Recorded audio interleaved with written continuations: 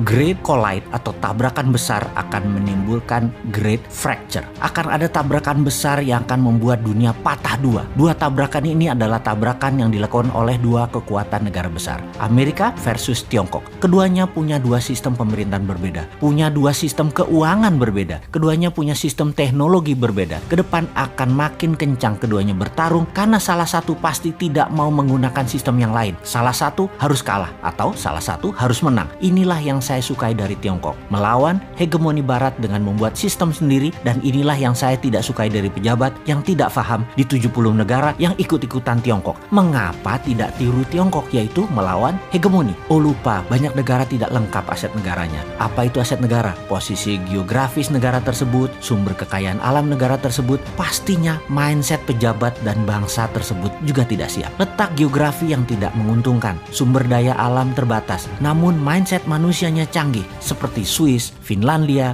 New Zealand, dan banyak negara lain yang kecil dan banyak keterbatasan namun tetap makmur, sejahtera, dan dihormati. Indonesia memiliki segalanya, geografi lokasi yang strategis, sumber daya alam berlimpah, baik yang di dalam tanah maupun yang tumbuh di atas permukaan tanah, termasuk kekayaan lautnya seperti perikanannya. Tiongkok tidak selengkap kita punyanya. Amerika juga tidak punya kalau urusan kekayaan alam dan lokasi strategis negaranya seperti Indonesia. Yang tidak dimiliki bangsa dan negara Indonesia saat ini adalah cara mengelola negara yang akan membuat Indonesia menjadi negara superpower. 7 presiden ditambah semua kandidat terkuat yang katanya di tahun 2024 akan jadi presiden, top 10-nya deh sebut, tidak akan membuat Indonesia menjadi negara yang melakukan game changer. Yang ada hanya menjadi follower negara besar, sama mereka semua. Bahkan sama oligarki lokal saja sudah bertekuk lutut, apalagi globalis. Ditambah dua negara besar yang bertarung yang akan membuat dunia terbelah dua. Indonesia belum punya grand plan terhadap ketiganya, terhadap keempatnya, terhadap masalah semua itu. Mardi Gunesan menantang hegemoni barat, menantang komunis Tiongkok, menantang globalis, serta membubarkan oligarki lokal. Untuk itu kita harus memahami apa yang terjadi dalam 3 hal besar yang bakal terjadi yang harus diwaspadai selain mempersiapkan diri, membuat sistem sendiri di dalam strategi bernegara. Bahaya pertama adalah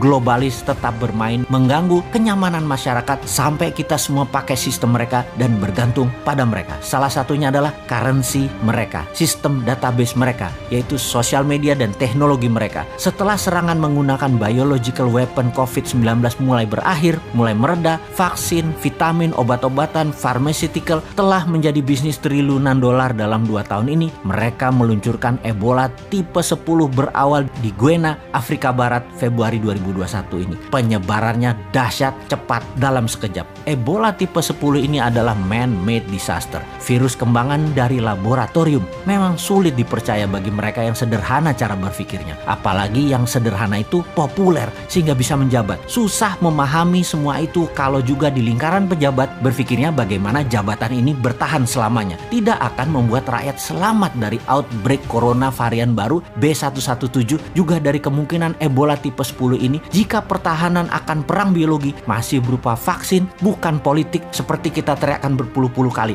Ini political will, ini political strategi. Oke, sudahlah, kita tak usah memaksa. Libido politik terlalu besar, libido berkuasa terlalu besar. Partai mulai menggadang-gadang pemimpinnya. Partai merah, putih, biru, kuning mulai menggadang-gadang putrinya, anaknya, cucunya. Partai biru lah belah dua, dan kemungkinan yang diakui oleh pemerintah adalah partai yang membela pemerintahan sekarang. Gak apa-apa. Kemudian partai oposisi pun terbelah, PKS dengan Gelora, semua dibelah deh pokoknya. Partai pendukung mulai bermain 2 kaki, menjadikan incumbent 3 kali mungkin. Partai pendukung mulai main 2 kaki. Ada yang berpikir untuk incumbent 3 kali untuk dijadikan gacoan, tapi mereka dapat wakilnya. Atau tetap 2 kali, 2024 main baru dengan pilihan formasi biru baru, gabung Gerindra. Kalau ternyata Pak Prabowo menurun elektabilitasnya di tahun 2023 atau putrinya elektabilitasnya tidak naik-naik juga dalam 5 besar, formasi diubah lagi. Formasi yang rumit dan banyak tadi, tidak satu pun punya grand plan membuat Indonesia menjadi pemenang di 2045 dengan sistem melawan hegemoni dan melawan obor Tiongkok. Semuanya old mind. Semoga pesan ini disadari kaum new mind. Adopsi new mind dan buat alternatif ketiga. Bukan geng incumbent, bukan geng oposisi, tapi NKRI garis lurus, berani dan lucu.